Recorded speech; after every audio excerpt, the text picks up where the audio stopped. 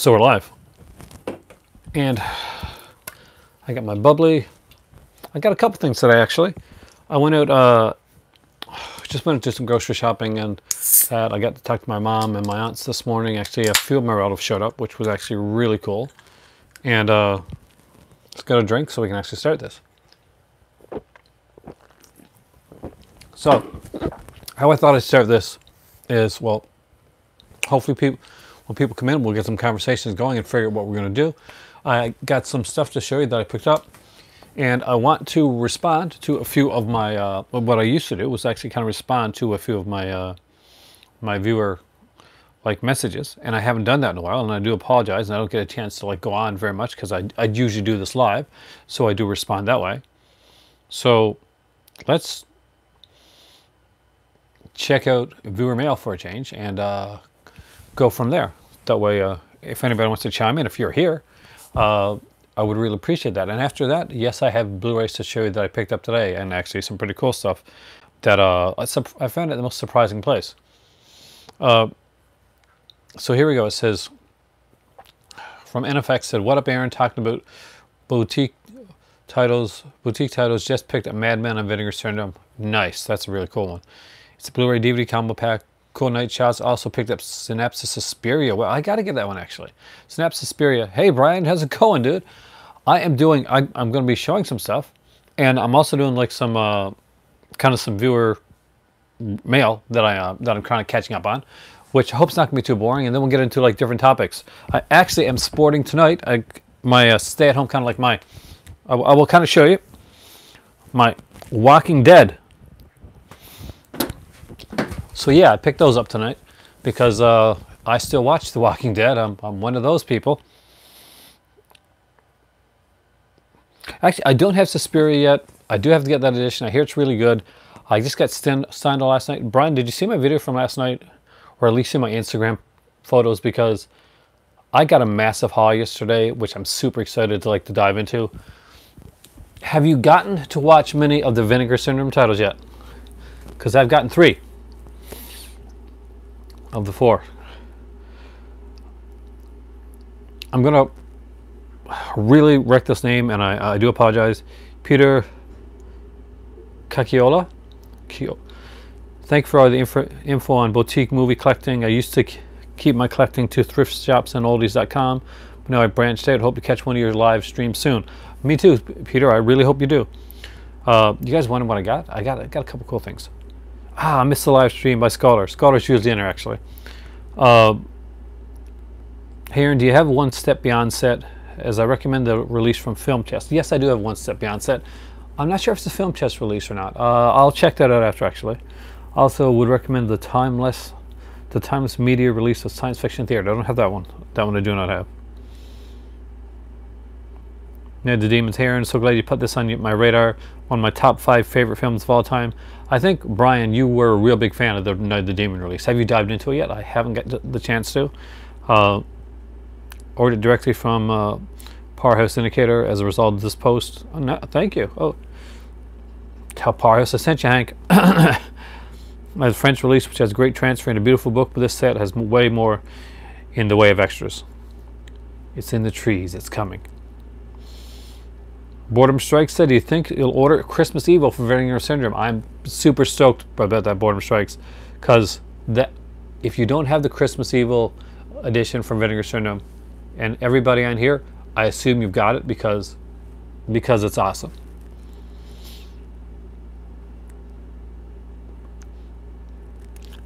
Now, Saillight Shot recommended the director's cut of Pigs from Vinegar Syndrome, also the Axed and Kidnapped co-ed set from Severin. And agreed with me on The Blue Balloon being a really good movie. So if you haven't watched the Sinful Dwarf, the second feature on it, The Blue Balloon, actually really good. Probably better than the Sinful Dwarf, actually. And I'm glad somebody else agrees with me as well. Corey G said, why is this guy so cool? Wow, thank you. Didn't say it, but I'm... See, my vacation, are you like me? Basically, I just got off kind of going to see family vacation. And I need another vacation just to relax. And my better half is going to Morocco for 10 days in December. So you're probably going to see a lot of videos and stuff from me then. That's for sure. And a lot of like watching, and because yeah, I'll be watching a lot of movies around that time to kind of. And so the James package came at the perfect time. And I don't know what to dive into first. I do love the movie Fair Game from Australia. That's an exploitation flick, and it's been a while since I've seen it. And there's a lot of features on that one, so I kind of want to dive into that one right away, but I kind of want to wait a bit because my better half is going out of town, and I do want to have stuff to watch during that time. Haven't seen any of the Venoms yet. I think you're going to be pleasantly surprised with most of them anyway. I watched 3 of the 4. I have yet to watch Death by Temptation. That was the least for me going in. So that one's dragging on me, but I got this part of the package, and I'm hoping I'm going to be pleasantly surprised with it. The other ones, well, Brian will talk about them when we talk about them, where we talk about them. But I have some interesting views on a couple of the films, and a newfound respect for John Cassavetes as an actor. I always had a respect for him as a director, but after Incubus, I got more of a respect for him as an actor as well. Mark said, sad lose with Stanley. I was really sad. Joe Kraft, welcome, dude. And oh, Action Jackman said, my pop is cool as fuck. That's my dad, and yes, he is. If you've seen the video where I was actually showing the stuff.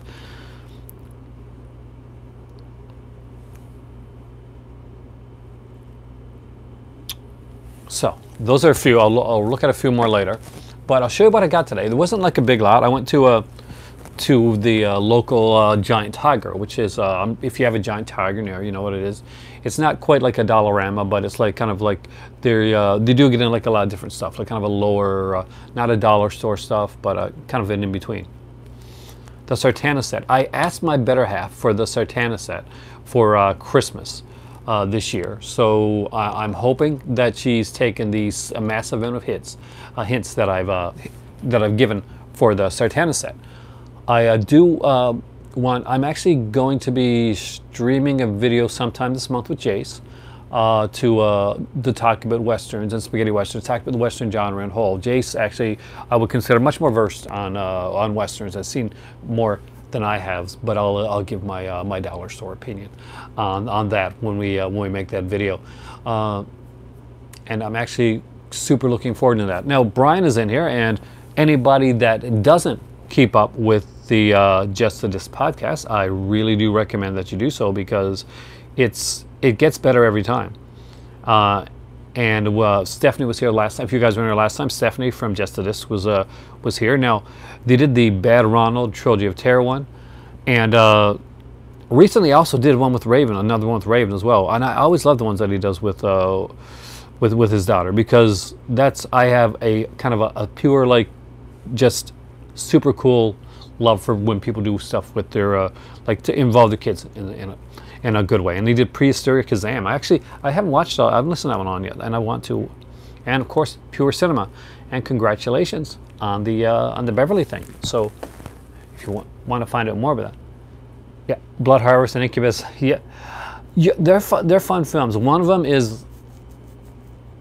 I consider they're both good. One is significantly better than the other one, and I watched Killing Kind, and I was kind of like, because I don't think we're talking Killing Kind on the podcast, right? We're talking about the 2 you just mentioned, Blood Harvest and Incubus. But I was almost like to the point where this isn't quite sleazy enough for Vinegar Syndrome. Like, I'm watching a movie in Vinegar Syndrome, and I'm seeing John Savage in it, and Ann Southern, and Cindy Williams, and I'm like, this is good, but is it Vinegar Syndrome? You know, you get a certain type of like vibe from certain companies, and I'm like, yeah, this is good. It's not quite what I thought, but I did enjoy it. So okay, anyway, so I went to Giant Tiger, 3 movies, well, really 5 movies, 6 in a way, but 3 Blu-ray releases. So first off is actually a Western one, and like I said, I got the Sartana set that I'm hoping my better half's gonna get me. So this is a cool Western film. If you guys have ever seen it, let me know. And this is The Professionals. Now this has a fantastic cast. Just look there. So we got like Burt Lancaster, Lee Marvin. Lee Marvin's the dude, man. Robert Ryan, Jack Palance. Was that there? Is that Ralph Bellamy? Yeah, Ralph Bellamy is in this one as well. And Claudia Cardinal. So looking forward to like checking this. It's been a long time since I've seen The Professionals.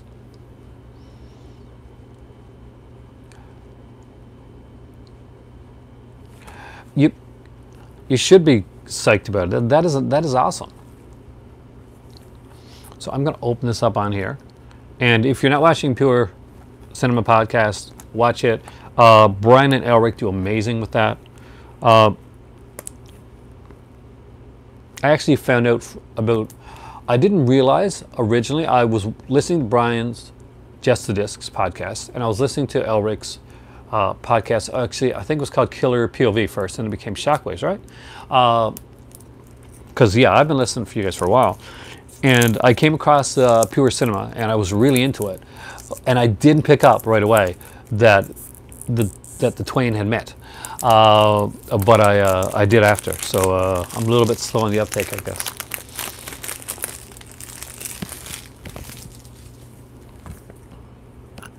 I hate these stickers.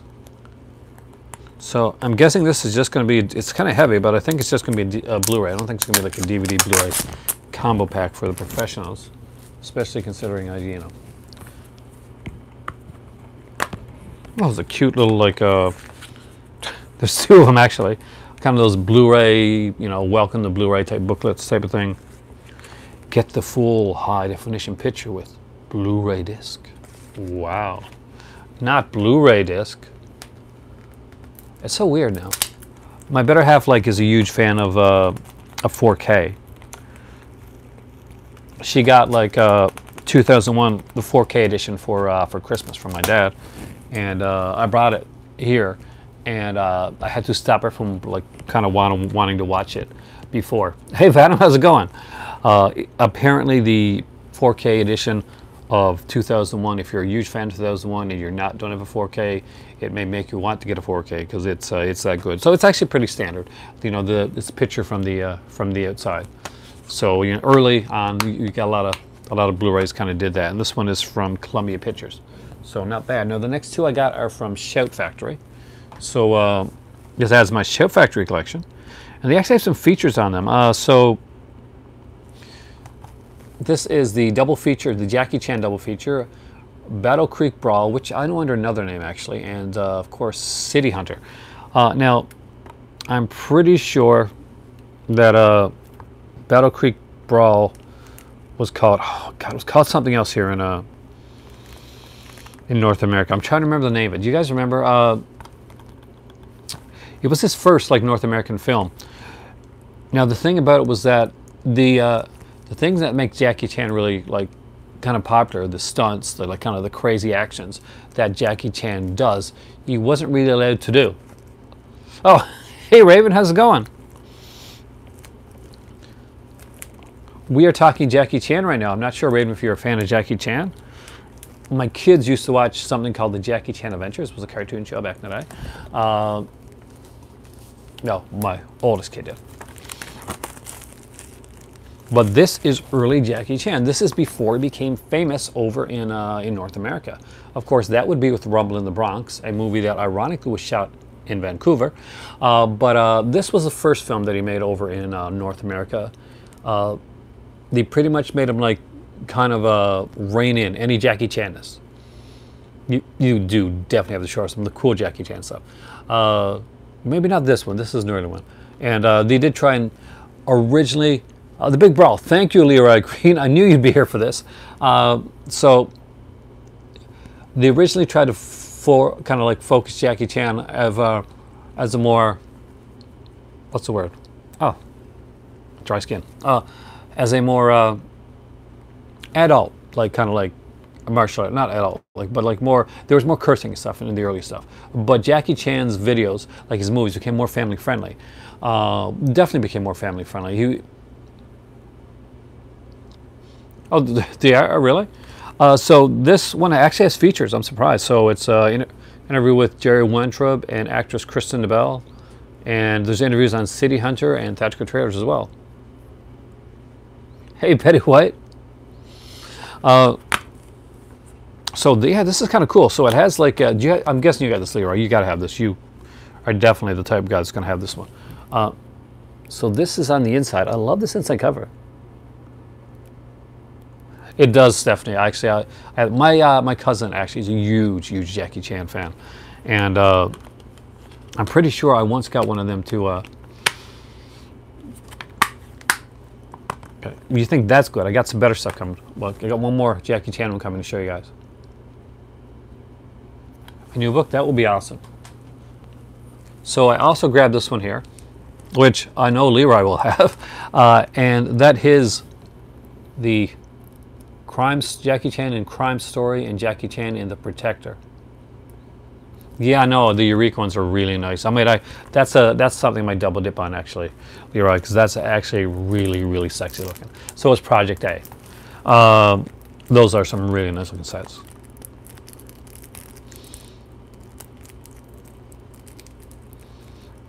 See, these here were at Giant Tiger. I'm not sure if it's a Giant Tiger where you're at, but if there is, these were $4.99, man. Shout Factory releases for $4.99. Yeah, you can't pass up on that. So I'm desperately trying to get this open and realize I should have took my knife with me. Ouch, that kind of hurt. Not gonna lie. So what's cool about this one here and different than the other one? So when they did The Protector originally, and you got this one, the Jackie Chan wasn't a fan of the cut of the film, the way the movie was done. So this release here has Jackie Chan's cut of The Protector on here. So the one that he, so this movie here has his own cut of the film. I'm actually kind of excited to see that. How am I doing today? I'm doing awesome. I'm not at work. That's a plus. It's my day off. I got an amazing, if you didn't see my video yesterday, I got an amazing haul of 14 Blu-rays from James last night, and it was incredible. Stephanie was here. She saw the stuff. It was amazing. It really was. I really don't know where to start with it. It's just that good. And tonight we're doing like some Jackie Chan and going from there. So Crime Story I kind of remember. The Protector I really do remember. I remember this one actually. But I don't know if I've ever seen the Jackie Chan cut of it, so that'll be actually kind of interesting to see. So we got a interview with the director on Crime Story, deleted scenes, and theatrical trailer. Now The Protector was done by James Glickenhaus, right? Yeah, so James Glickenhaus, who did the, of course, Exterminator, right? Exterminator. I'm pretty sure it's Exterminator 1 and 2. I missed what was just said there. It kills me when I want to take off my glasses and miss something. We've got behind the scenes featurettes, theatrical trailers, Jackie Chan's personal cut of the Protector. I'm actually very excited to see that. Is that good? Got to see that. It is really cool, Brian. It really is. You know what I'll do? Because I don't know what I'm doing in this video here, and I've got a bunch of new people in there, so I will grab those in a few minutes, and I will just quickly show you. I won't go completely through, but I'll show you what I picked up. But still watch yesterday's video because it was super cool, and we did a lot of cool stuff in it. Additional scenes directed by Jackie Chan for The Protector. And again, I love the way these are done. Man, I love this. So I love that they have the cases on the inside. So I'm hoping these are like kind of decent quality. There's the ones they did with Fortune Star, and they did decent like releases with Fortune Star. You haven't seen the extended cut either with the Bruce Lee stuff. Now, they did put it like better remastered stuff afterwards, but I heard these are actually pretty good. So before I go any further, and because something this good deserves a semi-repeating, if you guys don't mind, I'm gonna go grab what I got yesterday, because I really wanted to do that and dive slightly into them again, because there's more people here and more eyes and different eyes, and I kind of want to see and hear your thoughts on some of the things that that got sent to me yesterday, because I'm not going to lie to you, I got extremely excited. Today I spent with my mom actually and my aunts. They were in. And then I had to do the boring thing, grocery shopping and picking up these snazzy Walking Dead pants that I'm wearing right now, kind of lounging pants. And then what you can't see over there, well, you can kind of see. You see the window? So I had to like winterproof. I'll be right back, and we will be looking at the movies that I got. There's a lot of them, and it's pretty cool. Don't go anywhere.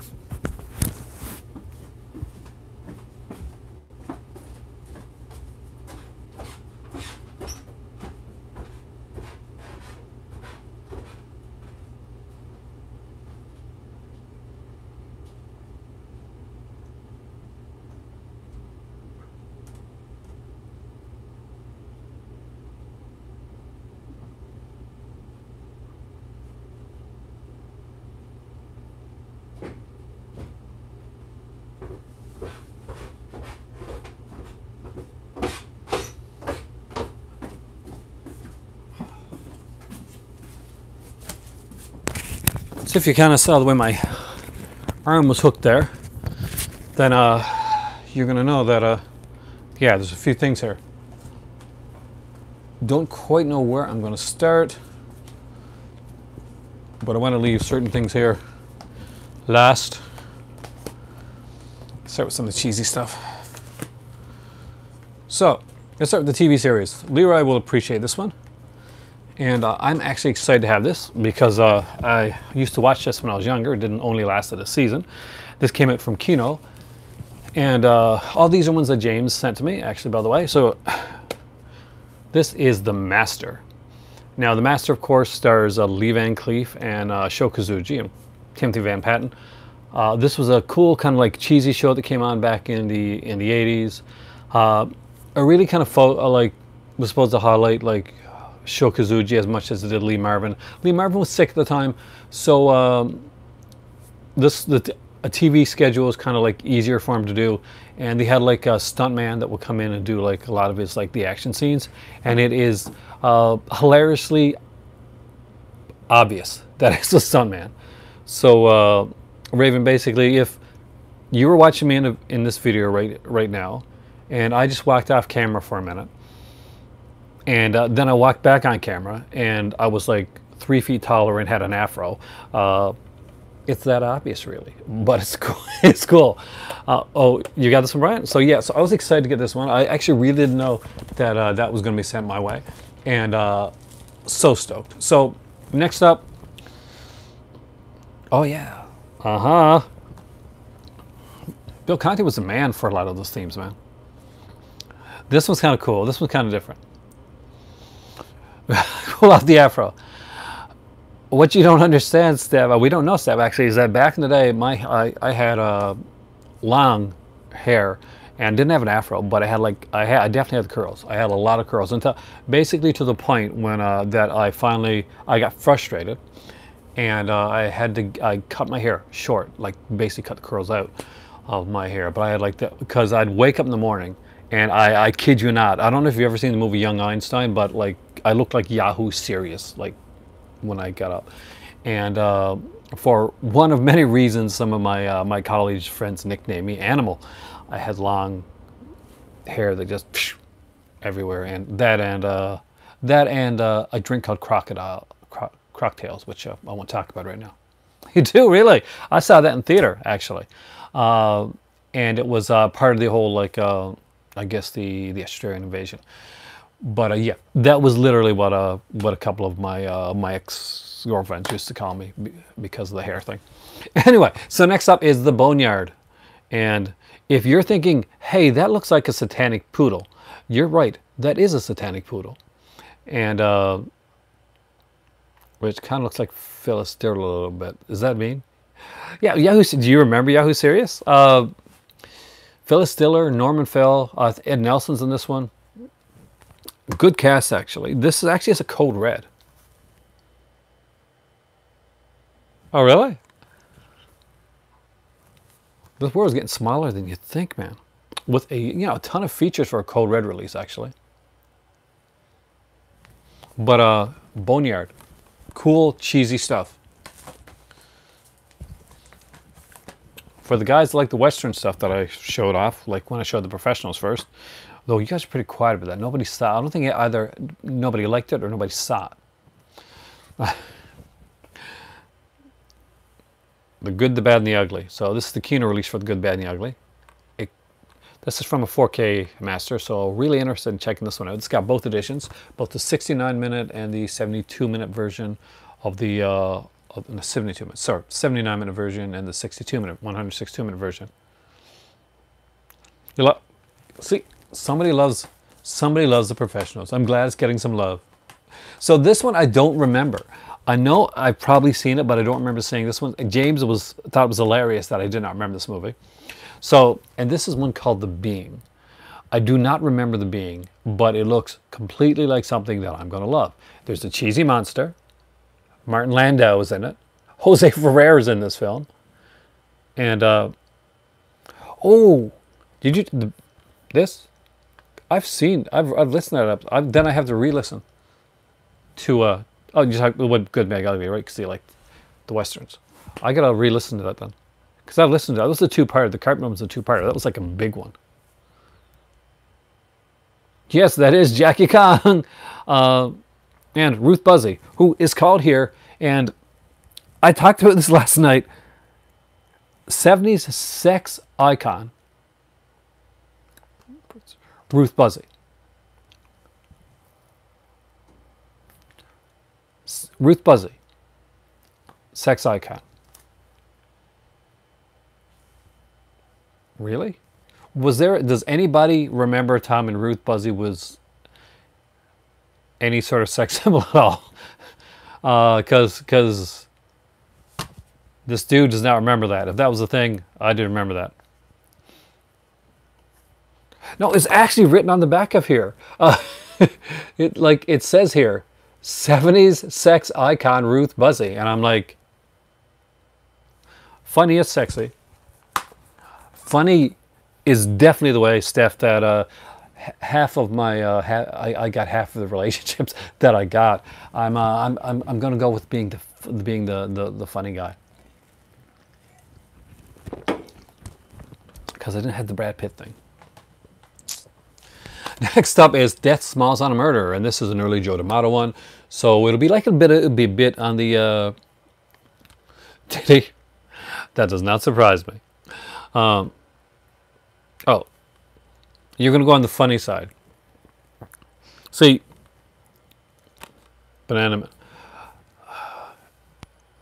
You know, I've started to realize that when a Banana Man's around, Bill's not there. There could be a correlation. I'm starting to catch on.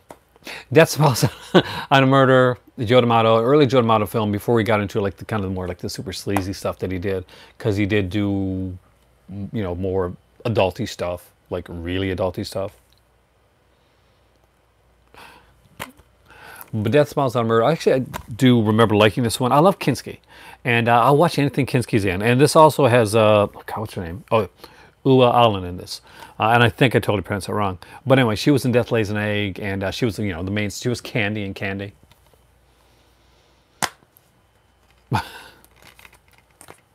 That's who knew. You can just switch it up a bit. But one of the most hilarious things about this is its reversible cover. So Klaus Kinski getting attacked by a gigantic rat. I don't remember that in the film, but I'm sure it's here. So it's been a while. Next up is The Zero Buys by Nico Mastorakis. I'm a huge fan of Nico Mastorakis. I'm a huge fan of Kelly Maroney, who, of course, Night of the Demons, Night of the Comet, which is one that I really do love. I actually really, really like this one. Isn't it fun? Now, the last time I was doing this, because the case got broken, so he used a black case, which actually is kind of cool. But I didn't show the reversible cover. So I'm going to take it covered now to show you guys. So the person, anybody that's been in there twice is getting extra stuff. So this is the original VHS cover for the Zero Buzz. Gotta say, I dig them both. They're actually really cool. Zero Buzz is a fun movie. Basically, it's a gang of paintball guys who they're the king of paintball in their university, and they decide to take their girlfriends on like a kind of a big kind of a retreat, kind of a vacation type of thing, and they run across some like psychotic guys, and now they have to take their skills in paintball and actually go against actual maniacs. Now, James said that the director of the film actually interviews himself about his movies. I don't have the 5 Deadly Venoms yet, 4K 7 HD. I do need to get that one. I love that. I also need to get the Flying Guillotine as well. I'm a big fan of that movie. Yeah, that's the thing. That's the cool thing with slipcovers. What I don't understand, Stephanie, is when they put out 5 slipcovers. 5. You don't need 2 slipcovers, let alone 5 of them. All right, so this is one I'm super excited about, because anybody that's watched my channel for a while knows that this is one that's been on my want list. One that I saw a long time ago. It's been ages since I've seen it. Maybe I watched this one tonight, actually, because I'm actually very stoked about watching this one again. And that is Sweet 16. So this is Dana Kimmel from Friday the 13th Part 3, you know, the final girl, Chris. So this was how she got Friday the 13th Part 3. Now, although we see kind of like a sexy, like half-naked Kimmel on the cover here, you will not see. Dana Kimmel is actually kind of, well, she was at the time. I'm not sure if she is right now, but she was kind of religious, so she didn't do any like she had kind of a no nudity clause in her films. I don't even remember the song. It's been so long, Steph. I'm that deprived from this film. I've been wanting this film for so very long. I will actually probably buy the 88 Films one as well to have both of them, because I'm a huge slasher fan, and I do that. I double dip all the time, which I really shouldn't. So I'm going to leave the Vincents till last, because yes, I got some Vincents here. Next up is my only second Umbrella release. My first Umbrella release is Body Double, in case you're wondering, guys. But my second Umbrella release, Fair Game. This is awesome. If you do not have this, I recommend this. Fair Game is probably most infamously known for having that scene where they tie the girl to the front of the car and just floor it. It's pretty brutal. It's exploitation. It's really cool. If you've never seen it, then if you've ever seen Death Proof by Quentin Tarantino, much like other films, Tarantino like lifted some stuff from Fair Game for Death Proof, including the opening, that instead the sequence where the girl is tied to the car. So except this is much more of a revenge film. Do not watch this one with the kiddies.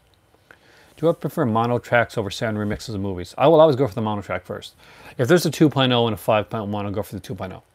If there's if I'm watching and to go even farther, if I'm watching a movie and it's an Italian giallo, it's a giallo type film, I always watch it with the Italian language and the subtitles on. I never watch it with the dubbing unless I've seen the movie like a million times and I'm super bored and I want it in the background.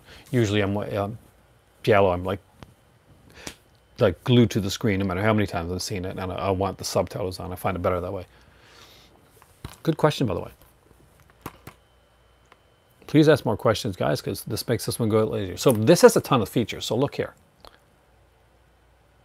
So there's like interviews. There's like 5 short films by the director on here, which I'm super stoked about. There's like a commentary on here as well. There's like a 50-minute, I looked up afterwards, there's like a 50-minute like documentary, like behind the scenes making of on here as well. So here's a newer release, and super excited to have this one.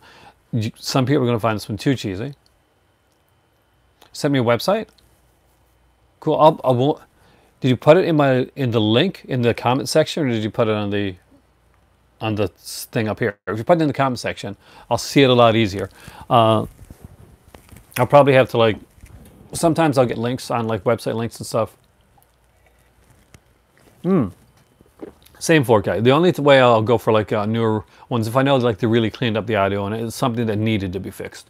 When the changeling, hey James, dude, we are going over the films last night that you got me yesterday, that you sent me yesterday, again, because there's a lot of people in here that didn't see it. Hi guys, hi James. So James here, the guy that just came in here now, he's the reasoning that we'll be able to go over these films here. Brian's here from Just the Disc and Pure Cinema Podcast. Stephanie's here from Just the Disc and Screamcast. And I am here with Bubbly. But because you just got in, James, these are 3 that I picked up at my Giant Tiger. The Professionals, City Hunter Battle Creek Brawl, Jackie Chan double feature, and Crime Story, The Protector. Hey guy, how's it going? I thought you were watching last night's video. See, the thing is that there's so many new people in here tonight that I thought, new perspectives, I get more information on this stuff as well. Maximum Overdrive. I love this movie. Actually, how much do I love this movie? This is fun. It's cheesy, especially the opening of the film. The opening of this film is really, really cool. Of course, Jackie Chan is definitely awesome. I love Jackie. I would like to have the Jackie Chan Adventures too, like cartoon as well. I got to get that down the road. But this one here, I had a really cool start with it. Now, Stephen King was out of it when he made this movie, but it has a is a killer soundtrack. The AC/DC Who Made Who album, which considered was almost a best of, with like the new song Who Made Who on there. I remember having this back in the day. See, that's the thing. It's super fun. Like even like at the time, Steph, like Stephen King was embarrassed about making this film, and the film is caught on. It's been like more of a cult classic. And if you've seen the remake of it, Trucks, then you'll appreciate this one even more, because Trucks is not as good as Maximum Overdrive. I'm saying that highly controversial statement right now. The remake of this one, Trucks, not as good. Doesn't have the charm. Especially if you want to see, I'm not sure if Raven's still here or not. If you watch The Simpsons, Raven, Yeardley Smith, the girl that does the voice of Bart Simpson, is in this movie.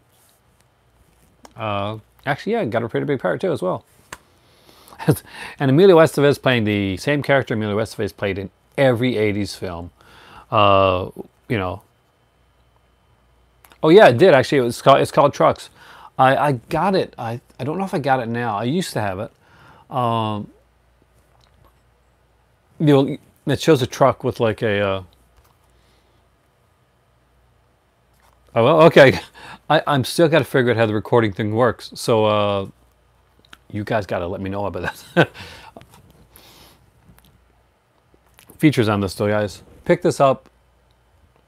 If you get. Apparently, this is at Walmart in a.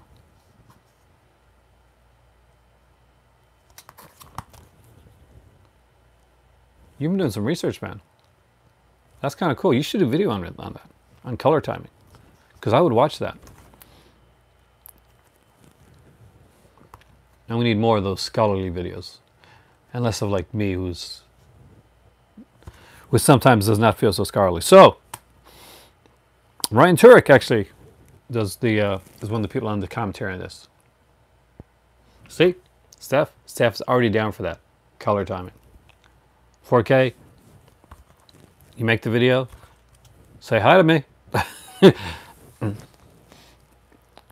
We get a whole like eclectic style of videos going, kind of cool different stuff that people have to like go from channel to channel and like catch on like to these like different stuff that out there, almost like, you know, features missing from like from DVD Blu-ray releases, that kind of thing.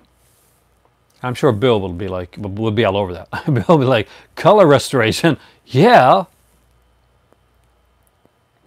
The laser print is close to the 35mm print. I don't have the laser disc actually. I would like to have a laser disc of that one as well. I only got 5 laser discs in my collection. I was asked one time to show the laser discs that I have here, and I did show them a few times actually, but I will show them in a future video as well. But yes, I know I keep putting this up here, but look how sexy that is. Come on. Look at that Green Goblin. Stan, we miss you. Stan, man. Stanley, you're missed. Coke Machine. Seeing this one. Love it. Love that scene. I probably spent way too much time Maximum Overdrive there. Next up is one that I really, really like. This one isn't everybody's favorite Argento, but it's high on my list. And that is the Steindl Syndrome. So this movie was originally supposed to star Bridget Fonda, but she something happened. She couldn't do it. And so they got Asia Argento instead. And I love Asia Argento. I think she's fantastic. Follow her on Instagram.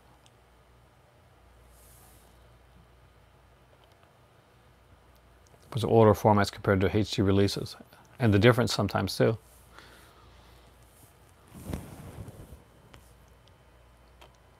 Would that be neat? Like on a series of like kind of like scholarly things on like color restoration. I don't believe it or agree with it really, Guy. I'll be honest with you.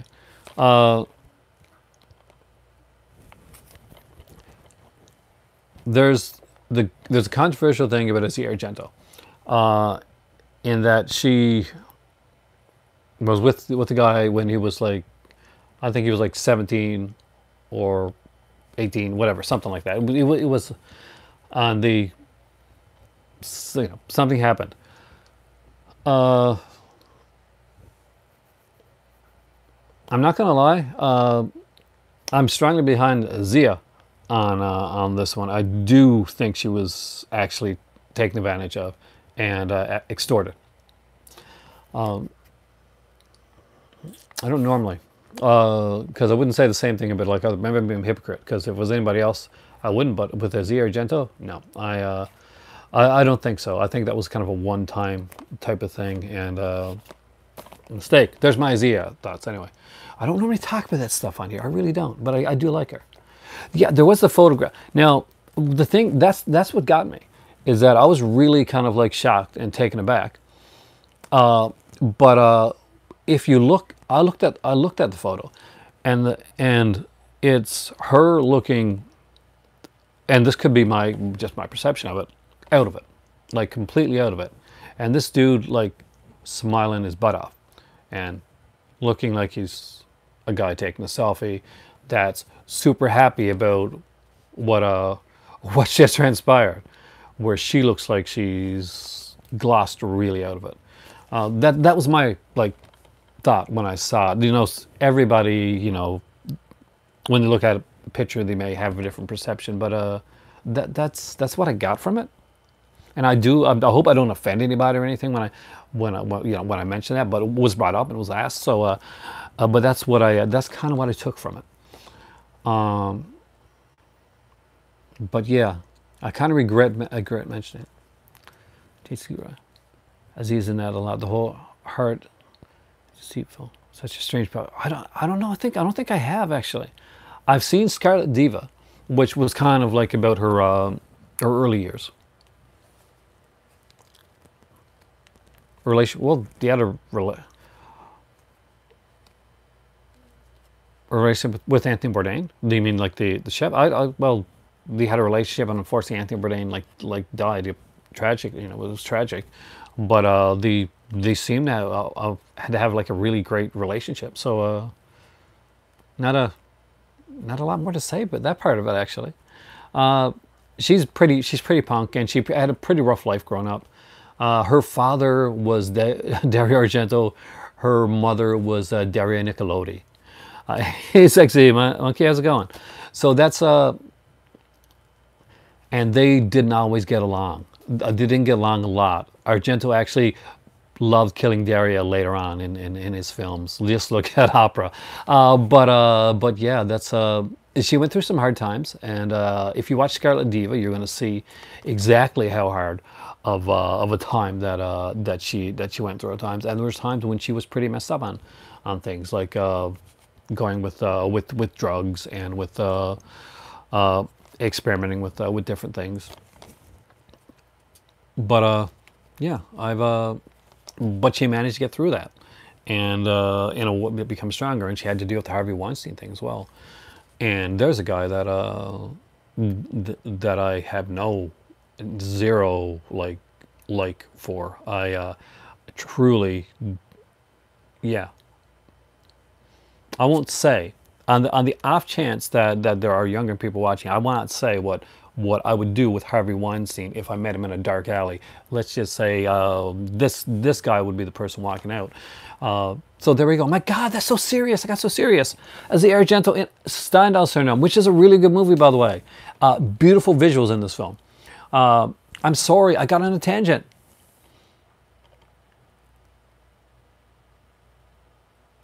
About Schmidt. It's been a while since I've seen that. I really have to go back and watch it again before I could actually like give a serious comment.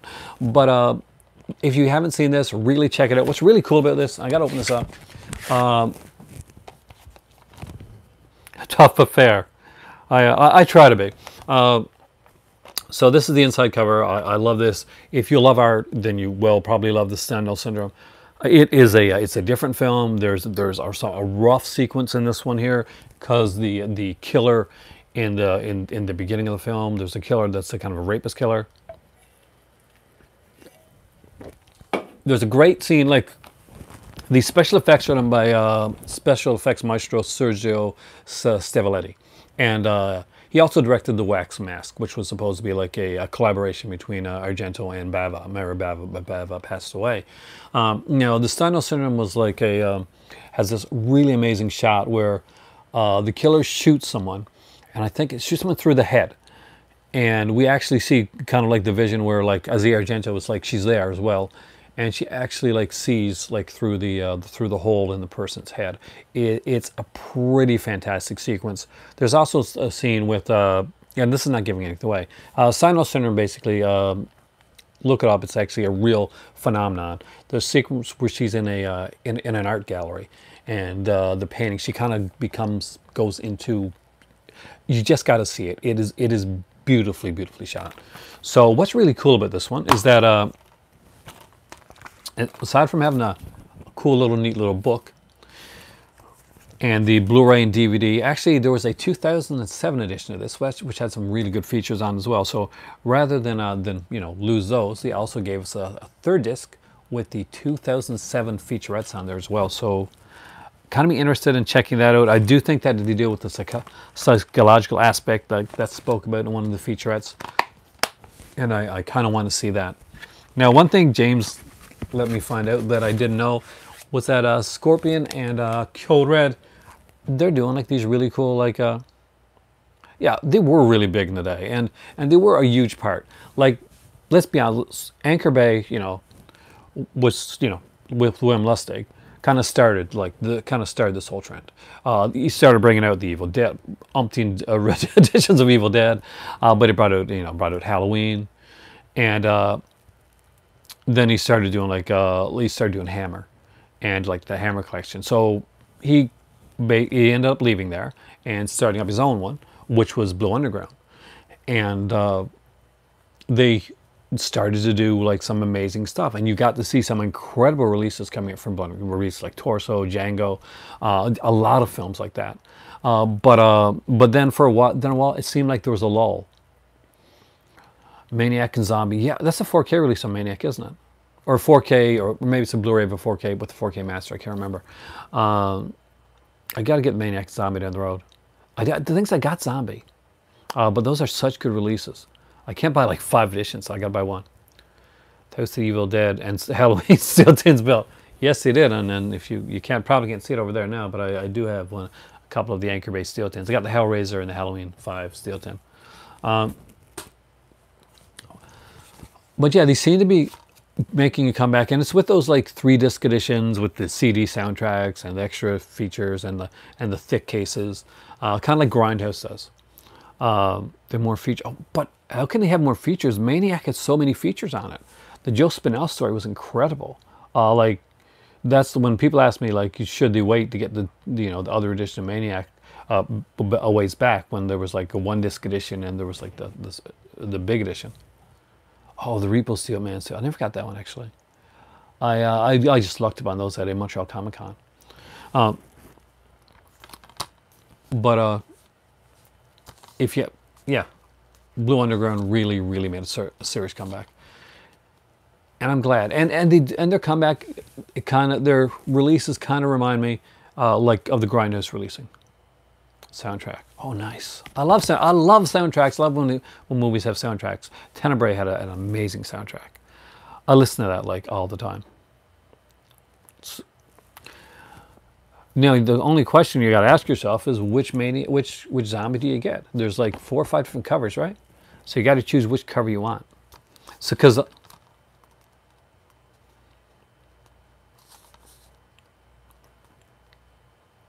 you weren't dissing Franco, were you, Steph? Because Franco, there's a love for Franco.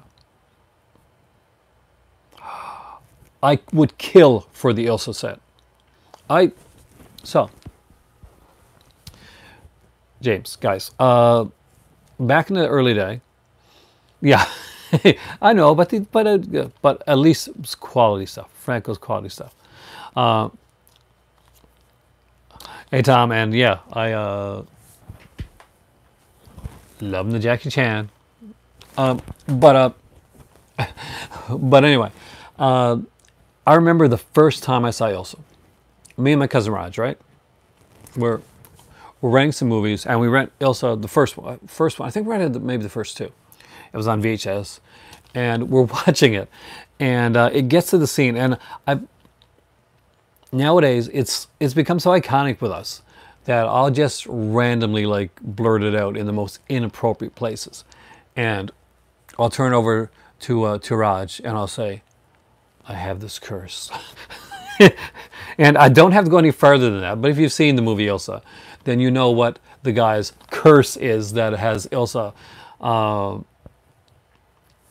have him come to her chambers so often. And I'll go farther with the line than that. And I will do that in public because that is the weird personality that I have and the sense of humor. So yes, I've done that. Embarrass my friends? Yes, don't mind if I do. So Witchmaker.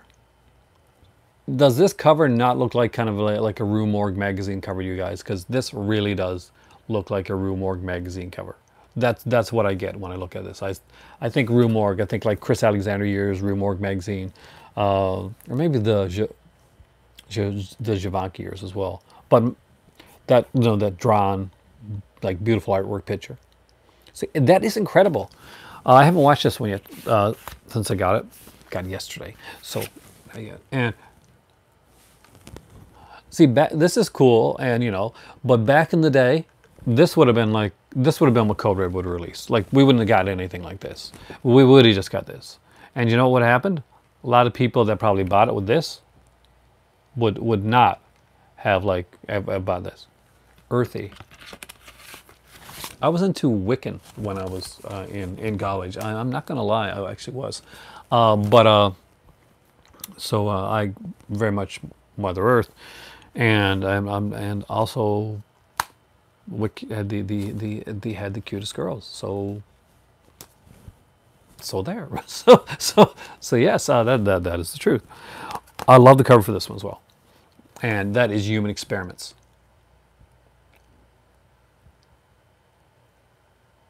I'll dig it then. Okay. Will it bring me back to my college years, Steph? Will it bring me back to my college years? Because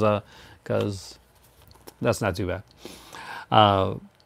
Human Experiments with Linda Haynes and Jeffrey Lewis. Now this one is Scorpion releasing, and it has a really neat cover on the inside as well. I do like this.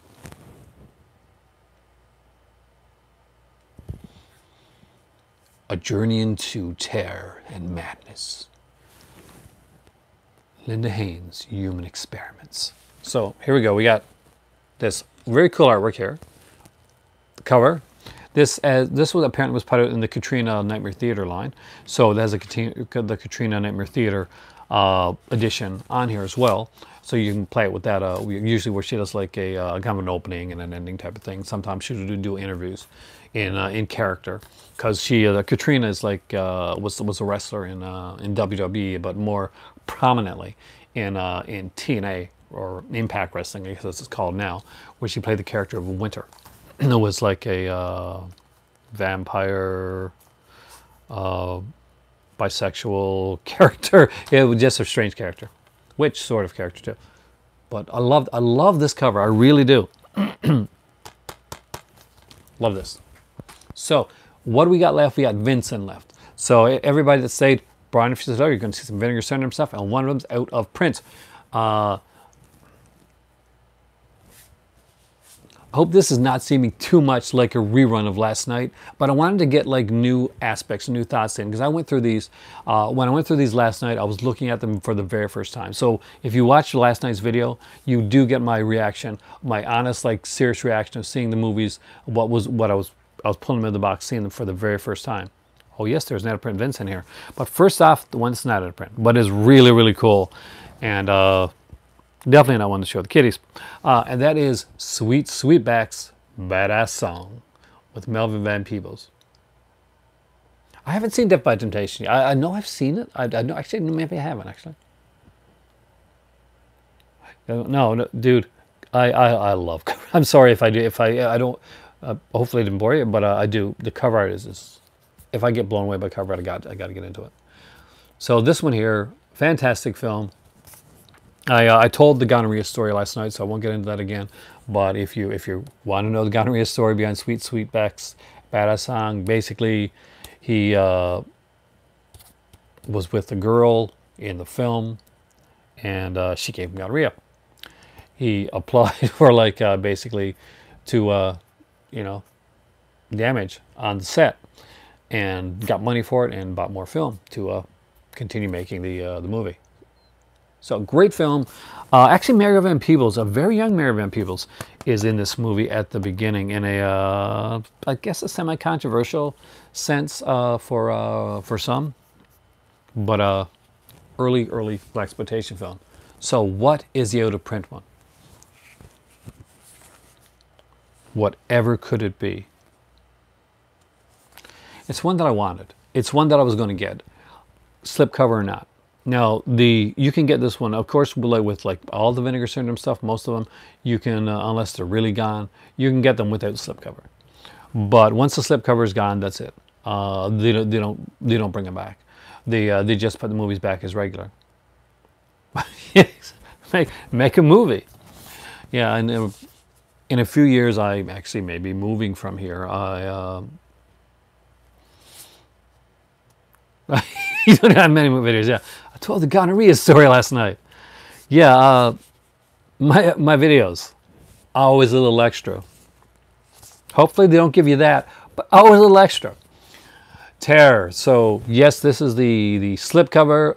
I'm very, very grateful to have this one. I'm a huge Norman J. Warren fan. Prey was definitely one of the highlights of Vinegar Syndrome that they put out. It was one of their great releases. And I love this movie. And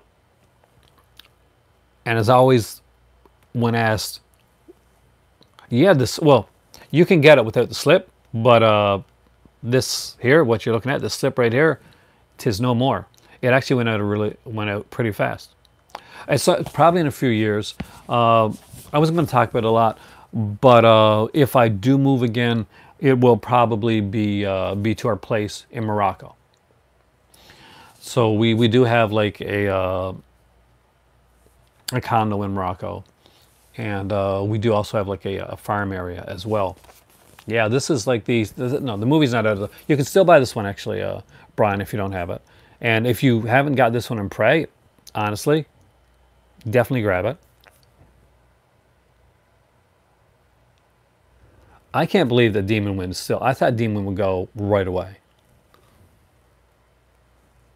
But I'm guessing Norman J. Warren had a following that I was unaware of, like, and the slips went, and that and the slips are gorgeous. Don't Vinegar Syndromes do like super slips? So do you like this movie, Brian? This is like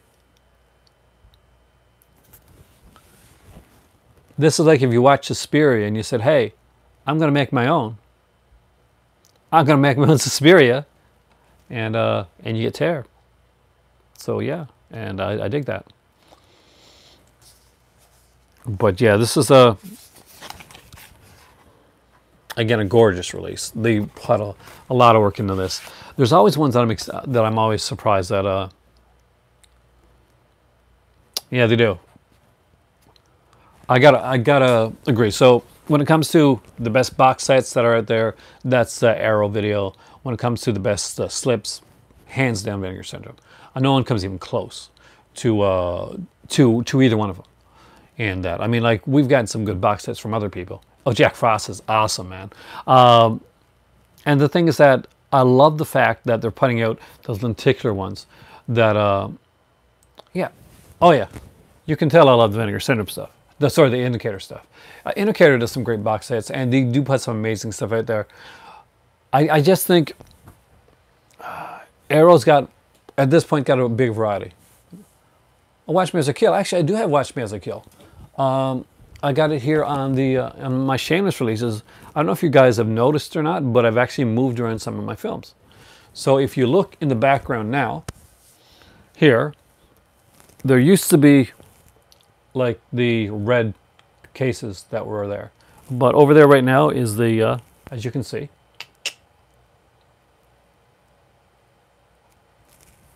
Scream Factory. That again? Not yet. Have you got it, Brian? I'm guessing you do. I've heard good things about it. I've heard not so good things about the transfer for the 13 Ghosts, like the actual 13 Ghosts one that would use a ghost viewer. But that being said, I've heard like mixed. Ooh, it is. I want to hear that. I definitely do, because it's one that I do want.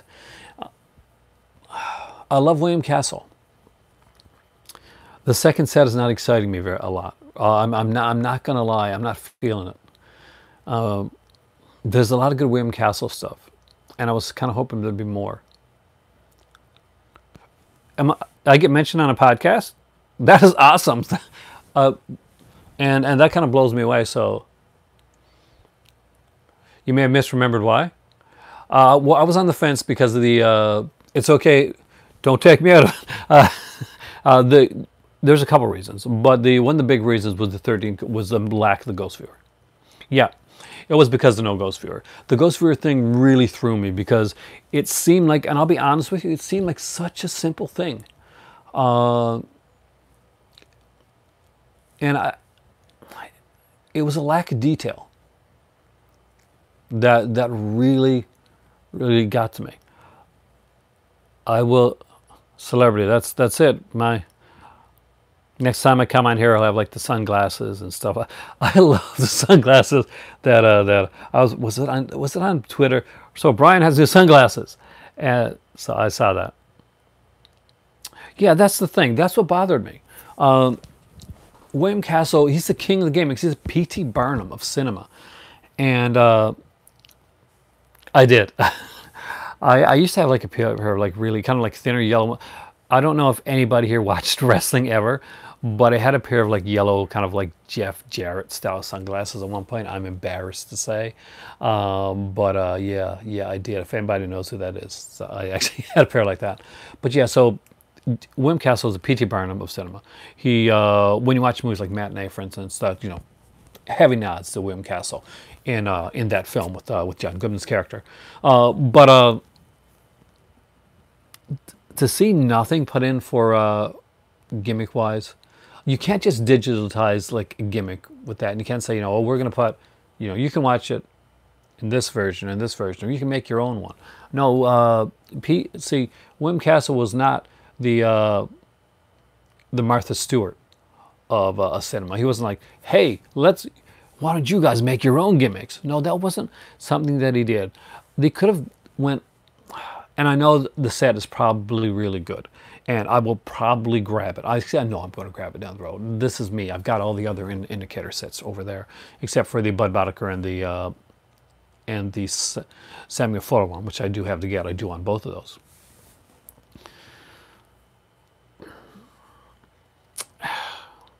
But they could have just a little bit of effort, just the ghost viewer, maybe. And it would have been so simple to do. A punishment poll card for Mr. Sardonicus. It would have been so easy to do. Just print it off, just a little cardboard piece of paper. Little things like that go a long way. And in getting, in like really like, in getting the fans. And if you watch the my video, and I know you did actually, when I actually make that, where I have that revelation that I'm not going to get that set right away. For a guy that loves William Castle, and actually one of the big things I saw when I was younger is I got to see the William Castle movies in a retro theater with gimmicks. So it was over a weekend, and you paid your money, and you went in and you watched a bunch of films. You got to see the Tingler, where some seats were wired, and we had like the Illusiono and all that type of stuff. So Indicator, who had done such a great job with Hammer releases. Hey Andy, how's it going, man? It was a little heartbreaking because I was really pushing for them to get it right. But every company has like little stumbles along the way, and I don't think the stumble is going to be like something that's going to bother the like in the long run. I think this is a set that I'm going to enjoy. Even the second one, which have like lesser William Castle films. Like there's like one or two good ones on there, but movies like Zots and stuff, they're okay. They're not movies you're going to go and watch over and over again. At least I don't think they are, in my opinion. Like, but then I'm more towards like William Castle's like horror-oriented stuff. Yeah, that's the thing. I'm going to buy them anyway. Like when people said, you know, I don't want to get that, you know, all those Hammer sets. That third Hammer set doesn't have horror, and I'm like, that's the most exciting one for me. Hopefully enough people have mentioned it that they'll learn down the road that this is something that they got to look into. But that being said, it's a small thing considering the quality that Indicator puts out. Indicator puts out amazing stuff, amazing sets. Everybody here, I'm guessing, has seen or has at least one Indicator in their collection. See, I said a word that set up this thing again. I've got an iPhone. I'm going to say certain S words, that thing pops up. Because if you don't, you really should. One that I can recommend that's not a set that Indicator put out, well, aside from Blue Collar, which I think everybody should have, I don't have it yet, but it's the Paul Schrader one, I really need it, is Happy Birthday to Me. I'm a Canucksploitation guy. I love Canucksploitation. That's kind of my thing. That's my deal. That's my cinema. I'm Canadian, and Happy Birthday to Me is like a really fun one. So if you don't have Happy Birthday to Me, get Happy Birthday to Me. It has some features. It's got a cool book with it, and I really love that one. I love that film. I'm waiting to hear Steph's answer because, like, see, I am going to grab volumes 1 and 2 down the road. I'm behind on the Indicator stuff, but I really want it all. But so much comes out. Blue Collar's a good one. It really is. I really want to hear the is kind of his lecture on screenwriting. So, speaking of like companies that are putting out awesome box sets, and I think this is awesome, so I'm going to put this one out there right now. Who here is getting, speaking of good movies, of classy quality filmmaking, who here is getting Severin's Blood Island Vacation? You have good taste, Andy. You have good taste.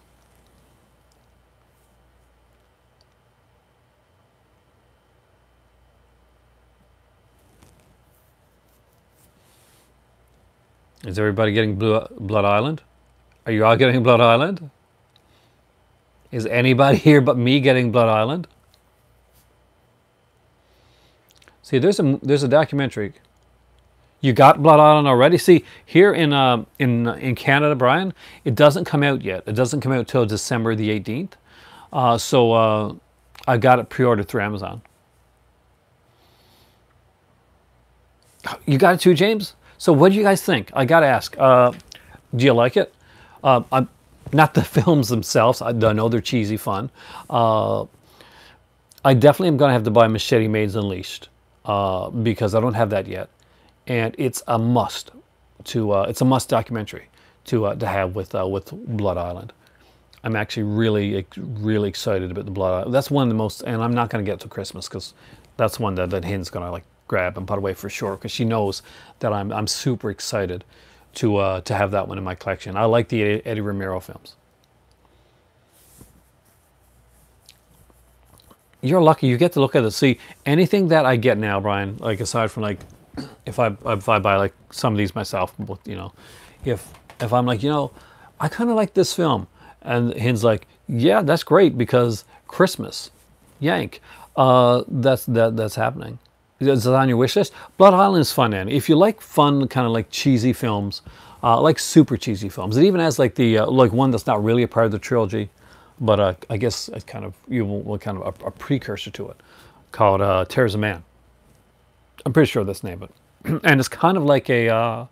It's been a long time since I've seen it. My dad has like the Image Entertainment set, and he has like Tears of Man on another like disc as well, but. It's kind of like a Dr. Moreau type of thing, with really bad special effects, and because it's the type of film that it is, random nudity, just random nudity, really bad special effects, but really super fun. Hey, Total 74, how's it going? Wow, since 2014.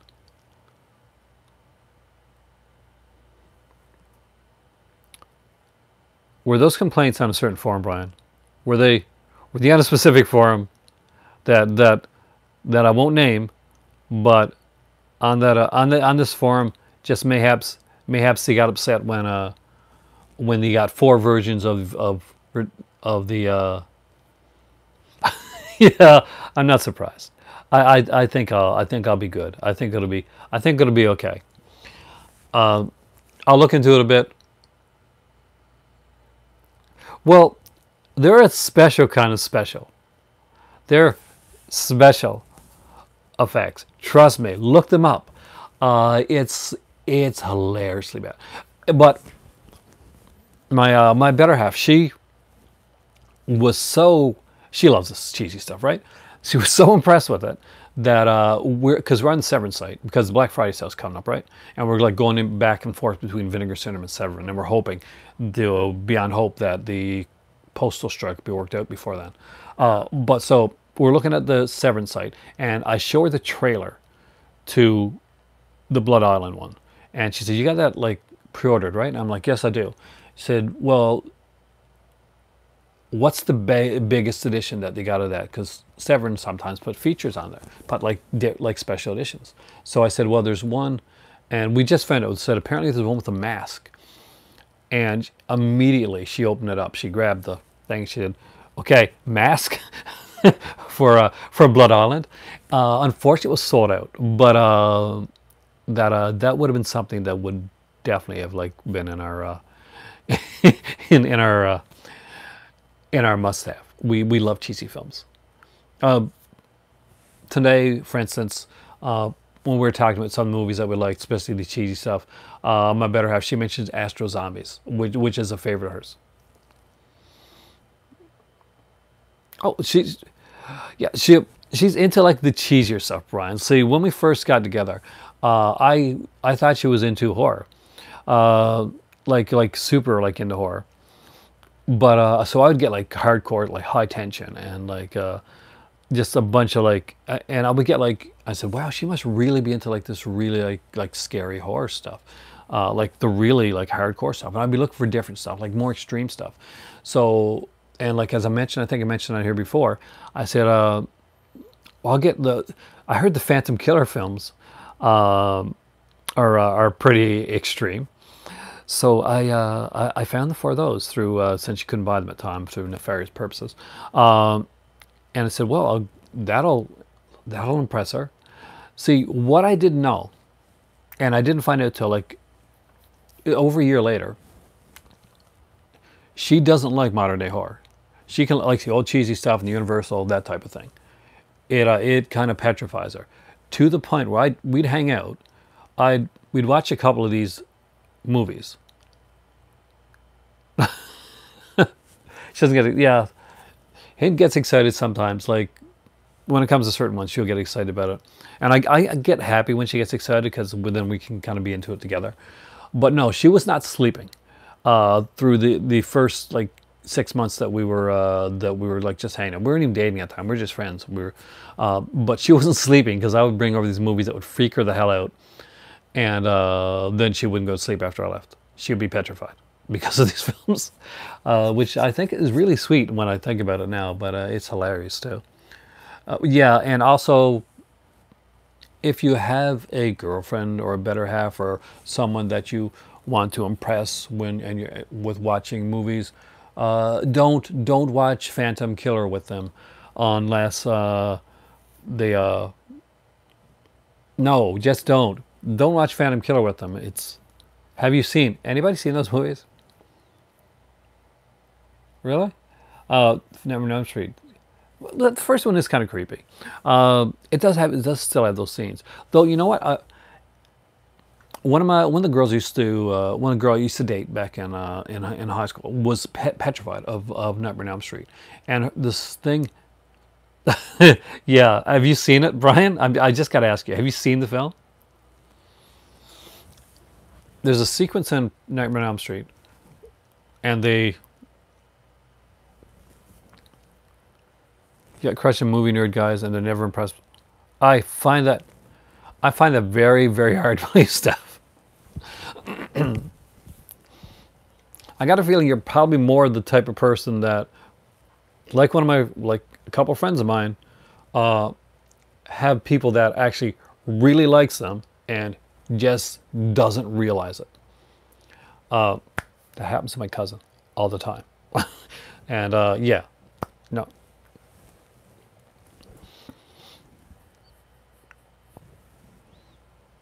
Morning Murdersville. But yeah, there's a sequence in Nightmare on Elm Street where he's got his arms out like this, right? Like he's like really, really out type of thing. And it's supposed to be creepy, but the effect really it doesn't, like, watch it again today. It doesn't hold up, and it looks like fake arms, like kind of tubing things coming out like this. Like, I don't know, make me remember like one of those dancers or something like that. Yeah, but it's hilarious. Get her to watch that part of it. She'll be okay. Oh, you don't think you've seen Phantom Killer? There are 4 Phantom Killer films, by the way, Brian. 4 of them. So, to get this part out of the way right now, Phantom Killer, I think I think it's Czechoslovakian. I'm not quite sure. It is foreign. A basic sequence in Phantom Killer. It's got the dark, the basic giallo-looking killer, which promising right there, right? So, sequence of Phantom Killer, minimalistic sets. One of them I can't tell you over on here. I would get banned off of here if I told you. But no, there's basically a girl is running through the woods, and the girl is dressed, and she passes a tree, and I guess it must be a really like sharp tree. There's 4, man. There are 4. So, and by the way, you don't find out who the Phantom Killer is till the 4th one, and kind of let down. Just going there. They keep like kind of hinting at who it could be. So her shirt comes off, and she runs some more, and she falls down, and another article of clothing comes off, and then she gets to a fence. And I don't mean like there's like a big fence along there. I mean like there's one tiny bit of fence, and there's ways to go around. So she goes through the fence and loses the rest of her clothing. No, this is not a porn, but it might as well be, because there is so much nudity and like weird stuff in there. Hey Kenneth, you came in right at a weird time. We're talking about Phantom Killer, which is I really think Vinegar Syndrome should put that out. I would buy it. It is cheesily bad. In a way, and I can't explain why. Australian horror comedy cut with... Yeah, I did actually. It's been a while, but I have seen it. Anything Molly Ringwald. I love Kylie Minogue too. Those are on the Google Doc list. But Phantom Killer is perfect. If you've ever seen any of them, it is perfect for Vinegar Syndrome. It is perfect. It will be a perfect set for them. It's super sleazy. Super Mario was kind of in it in the first one. Yeah. So anybody that's seen it, I'm sorry if I mentally scarred you by saying the Super Mario sequence, but please don't say in the comments what that is. Just leave it to you. Are you sure, Steph? If it gets too bad, I do apologize. I do. I really do. Because it's yeah, even my better half was like, what the hell are we watching? So yeah, she stuck with me. That's gotta say something. Like, after watching count them, 4 Phantom Killer films, still she's here. But yes, we may be making, in a few years, making the trek to Morocco on a more of a permanent basis, where I'll be working there. So I have to have good internet there, because I do want to hopefully keep doing what I am doing here, and hopefully doing a bit more. So that'll be kind of interesting.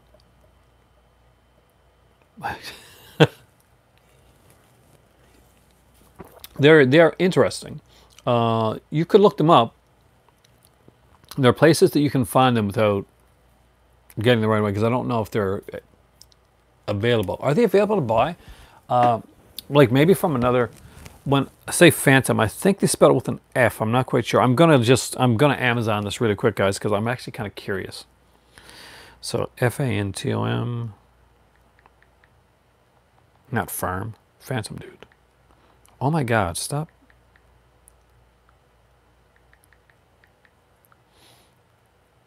Oh wow, what is that? Is this? Can I actually show the cover? Let me see. Okay, yeah, there's stuff. So this, let's put it. Oh, by Massacre Video.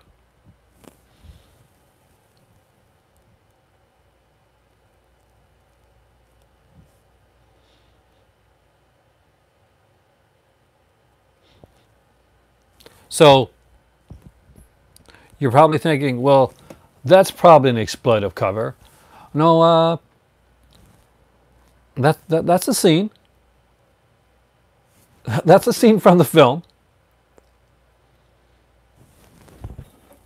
So, Brian, Steph, you guys talk to the Vinegar Syndrome guys, right? You have their ear. 1, tell them I really like their stuff. 2, ask them about Phantom Killer. Because if Massacre could get it, I'm definitely sure they could probably get the 4 of them. And I would love to, and they need like a good restoration, definitely. Oh, night, Steph, and remember what I said. Phantom Killer. It's been a pleasure, and I will see you again soon.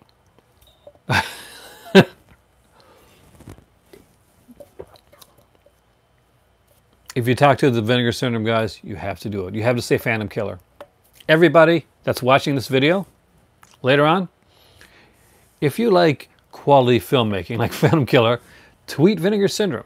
You can even like tag me on the tweet and say, you know, Aaron said in a podcast that, or in what do you call these? Vlogcasts, movie club video, that Phantom Killer. Yeah, and only the first one as far as I know. And there are 4 of them. Definitely needs a set.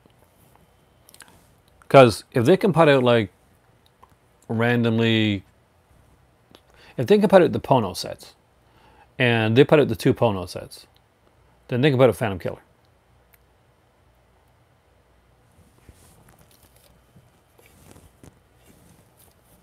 But yeah, if you tweet Vinegar Syndrome, tag me on it. Tell them I said Phantom Killer needs to be released, and you agree with me. I would kind of love that. Maybe the Vinegar Syndrome would know who I am. And know that I've been kind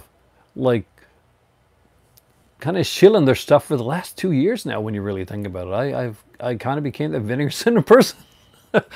I don't know how that happened. I just kind of like fell in love with the company and what they were doing, and I kind of started buying their stuff, and it came to the point where that was the most requested company that I would get that I get asked about like on a regular basis was Vinegar Syndrome. They should send me stuff, but I think what happens, and I'll be honest with you, Brian, is that I don't have a website where it actually physical things are written, which is really weird considering I'm a writer. But something I should probably look into. That's a bit on me. That's not Vinegar Syndrome. That's kind of on me. Some of you Vinegar Syndrome just to do well.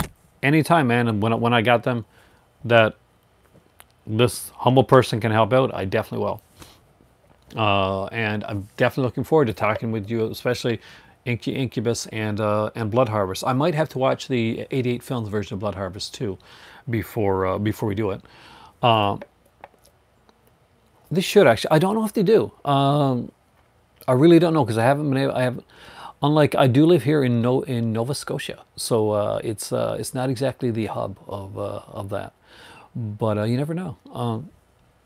I don't think I ever really reached out in Vinegar Syndrome, to be completely honest with you. So, but a friend of mine, Ken, is actually going to the archive in the near future, and he's going to grab me a shirt because he knows I do a lot of Vinegar Syndrome videos. And I said, if you go to the archive, you have to grab me a shirt because I got to have a Vinegar Syndrome shirt. It'd be interesting to do, and I've never done this before, so hopefully I'll do okay. I definitely have a lot to say. I will watch the Blood Harvest one from 88 Films as well, because I do want to do a comparison. I was going to watch the Blood Harvest one actually with 88 Films with my kids, but they actually had to leave earlier than expected because my oldest is a huge fan of Blood Harvest, and she knows the Marvelous Merville song off by heart. I actually, when I was watching Blood Harvest, I did a bit of taped a bit of the song and sent it off to her to listen to kind of to remember, think back on that, because a good friend here actually sent me Blood Harvest from 88 Films because obviously they lost the rights or something to it, so it was in their Slasher Classics collection for a week and it was gone. So I've got it on Vinegar Syndrome, and I've got it on the other one as well. You can guide me anyway, and feel free to edit out anything where I sound too movie. Where I sound too movie. We'll go with that. So, and there, guys. So there you go. Hopefully, there will be a Just the Disc podcast with me and Brian on there, or Brian and me. I'll be guest. And make sure that you listen to that. So if you haven't listened to Just the Disc yet, make sure you get on the Just the Disc train right now. Check out the stuff they do that him and Stephanie does. Check out what Raven does. Raven's his daughter, and she's awesome, by the way. She's really cool, and I love her episodes. Yeah. So, well, I don't think my youngest has seen it, but my oldest has. Yes, I saw the Criterion channel. They're going to do a subscription channel, kind of coexisting with Warner Brothers, apparently. Now, one of the things that I'm concerned about is that they did Filmstruck, and Filmstruck looked like it was amazing. Unfortunately, Filmstruck didn't go in other countries. It went in the U.S., and I think they're going to go over to the U.K. We didn't get it here in Canada, and that was a huge deal for me. So I said, I tweeted Criterion and said, I hope you do well, but don't make the mistake. I'm not going to other countries again, because I think that's part of what killed you.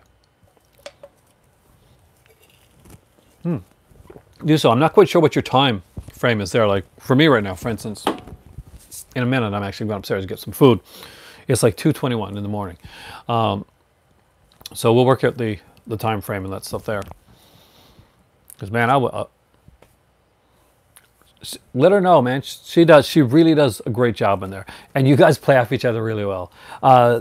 Something that only only father-daughter can do.